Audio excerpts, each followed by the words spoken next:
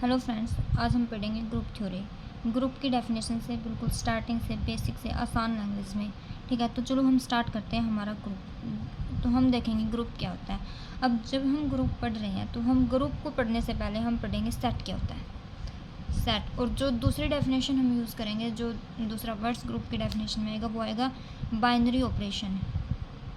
Binary operation, तो हम देखेंगे बाइनरी ऑपरेशन। तो ग्रुप की डेफिनेशन पढ़ने से पहले हम स्टार्टिंग में देखेंगे सेट क्या होता है और फिर देखेंगे कि बाइनरी ऑपरेशन क्या होता है। तो जो सेट है, वैसे मैथमेटिकली इसकी जो डेफिनेशन होती है वो well defined collection of element होती है। Well defined collection of elements.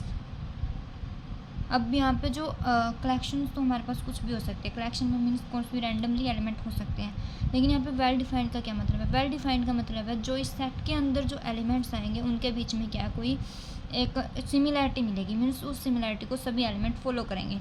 ठीक है, तो ये होता है हमारे पास सेट। लाइक फॉर एग्जाम्पल हम देखते हैं दिस इज जेड। जेड क्या होता है? Set of integer. ये होता है हमारे पास सेट ऑफ इंटीजर। या फिर नेचुरल नंबर लेके चलते हैं, set of natural number. Natural number, set of natural number.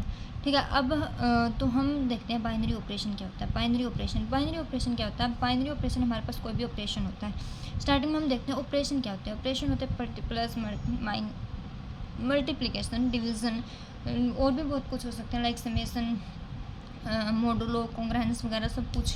तो वो होता है जो हम एलिमेंट्स पे अप्लाई करते हैं और हमारे पास रिजल्ट, जो ऑपरेशन होने के बाद जो वो रिजल्ट देते हैं, वो जो रिजल्ट आता है। अब देखेंगे बाइनरी ऑपरेशन क्या होता है। तो बाइनरी ऑपरेशन के लिए हम क्या लेते हैं? कोई भी सेट लेते हैं। तो जो ऑपरेशन है वो हम अप्लाई करते हैं सेट के एलिमेंट्स पे। ठीक है, तो बाइनरी ऑपरेशन क्या होगा? अगर सेट है, मान लो हम लेते हैं नेचुरल नंबर्स का सेट। ठीक है, नेचुरल नंबर्स के सेट में एलिमेंट कैसे आएंगे? 1 2 3 4 अप टू सोन इन्फिनिटी तक आएंगे। ठीक है, तो जब हम ये वाला सेट लेते हैं तो इसमें क्या है, कोई दो एलिमेंट लेके चलते हैं। मान लो ए और बी है, वो क्या बिलोंग करते हैं? नेचुरल नंबर से। अगर ए और बी नेचुरल नंबर से बिलोंग करते हो तो क्या है, ए और बी क्या है, इन्हीं में से कोई आएंगे।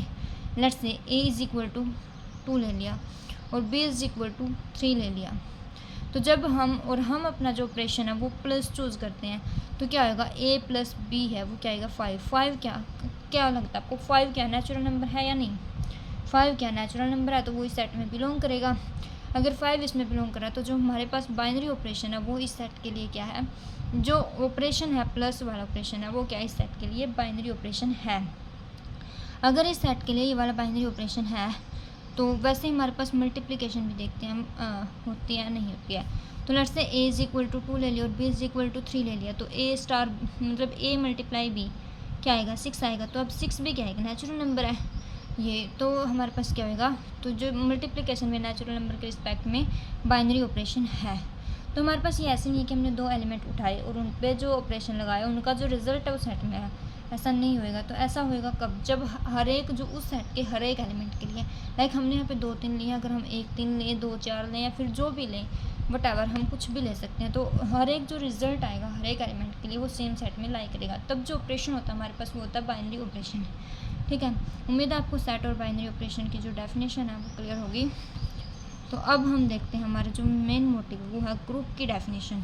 स्टार्टिंग में क्या होता है? अगर हम बेसिक लैंग्वेज में देखें तो ग्रुप क्या होता है? ग्रुप भी बहुत सारी अगर हम ग्रुप को डेली लाइफ में देखते हैं तो क्या होता है? बहुत सारी चीज़ों की क्या कलेक्शन होती है, वो भी ग्रुप होती है। लेकिन जो मैथमेटिक्स में ग्रुप की डेफिनेशन है उसमें हम हर कलेक्शन को एलिमेंट, मतलब अगर हम बहुत सारी चीज़ इकट्ठी कर दें तो हर चीज़ क्या ग्रुप नहीं बन सकती। हर चीज़ का जो वो है नहीं बन सकता, लेकिन उसमें क्या कुछ स्पेसिफिक प्रॉपर्टीज़ फॉलो करेंगे। लाइक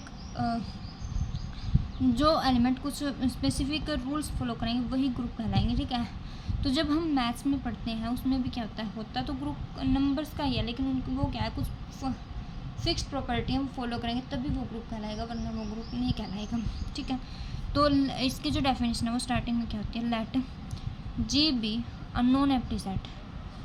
नॉन एम्प्टी, इसको हम ऐसे भी शो कर सकते हैं, not equal to 5 non empty set. G कोई भी नॉन एम्प्टी सेट है। नॉन एम्प्टी का क्या मतलब है? एम्प्टी होता है खाली, तो मीन्स कोई क्या खाली सेट भी हो सकता है, उसमें कोई एलिमेंट ही नहीं है तो वो सेट है। तो अब जो नॉन एम्प्टी इसका मतलब क्या है? जी में कोई ना कोई एलिमेंट है। एंड जो सेकंड बात है वो क्या है? And star be any binary operation, star कोई भी बाइनरी ऑपरेशन है, एनी बाइनरी ऑपरेशन। और जो स्टार है, जैसे कि हमने ऊपर पढ़ा जो बाइनरी ऑपरेशन और सेट की डेफिनेशन वो ऐसे ही लागू होंगी। तो स्टार कोई बाइनरी ऑपरेशन है तो देन द कंपोजिशन जो जी स्टार, जो ये वाली कंपोजिशन है हमारे पास, वो क्या कहलाएगी, ग्रुप कहलाएगी। और ये ग्रुप ऐसे ही नहीं कहलाएगी, ये कहलाएगी इफ़ इट फॉलोइंग 5 प्रॉपर्टीज।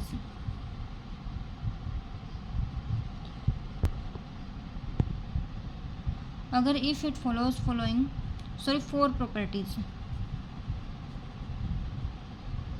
अगर ये जो हमारे पास 4 प्रॉपर्टीज है उनको फॉलो करता है तभी ग्रुप कहलाएगी। अब जो वो 4 प्रॉपर्टी हैं वो कौन सी हैं, वो है फर्स्ट वन है क्लोजर प्रॉपर्टी। जो हमारे पास क्लोजर प्रॉपर्टी है वो कैसी होती है, वो जो हमने बाइनरी ऑपरेशन की डेफिनेशन पढ़ी थी एग्जैक्ट वैसी ही होती हैं, ठीक है। तो लेट इसमें क्या होगा, फॉर ऑल, जो ये सिंबल हमारे पास ये फॉर ऑल है, मीन्स जो इस जी सेट में जितने एलिमेंट है हर एलिमेंट क्या है इस प्रॉपर्टी को फॉलो करेगा। फॉर ऑल ए और बी बिलोंग्स टू जी, अगर ए और बी इस जी सेट के कोई एलिमेंट है तो देन क्या होगा, ए स्टार बी, मीन्स जो बाइनरी ऑपरेशन है उसका जो रिजल्ट है वो भी जी में ही लाई करेगा, ठीक है। तो हमारे पास क्या है, तो ये जो प्रॉपर्टी है क्लोजर प्रॉपर्टी सेटिस्फाई हो जाएगी, ठीक है। सेकंड जो प्रॉपर्टी है वो है एसोसिएटिविटी, एसोसिएटिविटी में क्या होगा, let A B C belongs to G, अगर 3 एलिमेंट है ए बी सी और जी के एलिमेंट हैं तो देन क्या होएगा, A star B star C is equal to किसके आएगा, A star B star C. ये जो प्रॉपर्टी ये भी क्या रहेगी, for all A B C belongs to G, मतलब जी के कोई भी 3 एलिमेंट हम उठाएंगे तो उनकी जो, अगर हम पहले 2 एलिमेंट पे ऑपरेशन अप्लाई करके देन थर्ड पे अप्लाई करते हैं तब जो रिजल्ट आएगा वही सेम रिजल्ट रहेगा। अगर हम पहले लास्ट पे ऑपरेशन अप्लाई करते हैं और देन फर्स्ट पे करते हैं तब भी। तो उम्मीद है आपको समझ आ गई होगी। नेक्स्ट जो थर्ड प्रॉपर्टी है वो है एग्जिस्टेंस ऑफ आइडेंटिटी।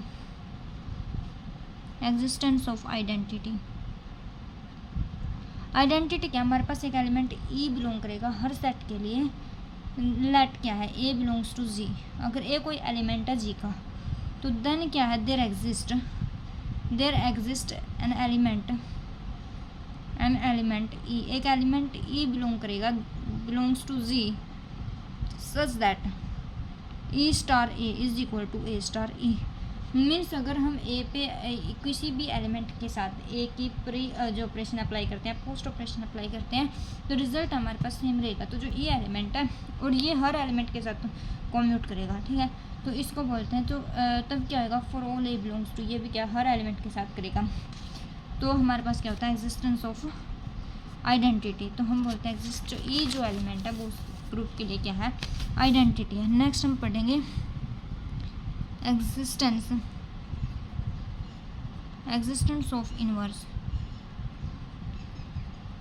इसमें क्या होगा, लेट क्या होगा, ए बिलोंग्स टू सी, अगर ए कोई एलिमेंट है वो जी तक बिलोंग करे, ठीक है।